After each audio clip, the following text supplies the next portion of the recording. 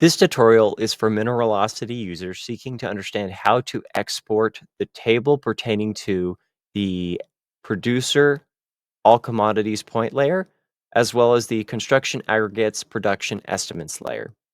We first go to the Analytics tab. Here you'll see the point layer of all commodities listed here on this map. You then zoom into your area of interest.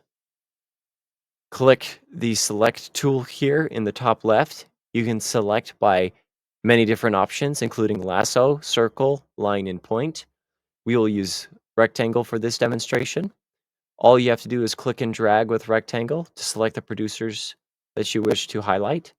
You can see the amount of producers here you've selected. To export, you go to the tab here in the top right. You will see under the All Mine Operations of all commodities list here, the producers you've selected. Here you will see that you get fields state, mine name, controller, operator, designated city, products group, product type, category, rail and barge layout, as well as the latitude and longitude coordinate. You can then go to the four buttons here and say actions and click on export and then click on export to CSV. You will then see your internet browser showing a download of the Excel table with this given information. You can then do the same functionality with the construction aggregates production estimates layer by clearing your selection of this given layer. You can then go to the layers here and turn off the all mine operations and then turn on the aggregates symbolized by production.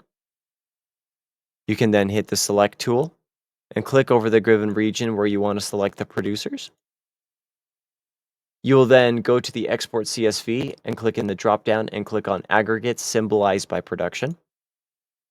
And you will know that this layer table is different by nature of the fact that if you scroll to the right, that there is an estimated productions field with production buckets for those given producers.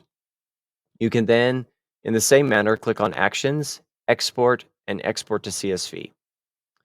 With the given latitude and longitude fields, you can utilize those to implement or import the CSV into a Google Maps format to essentially map those producers in a Google Map environment.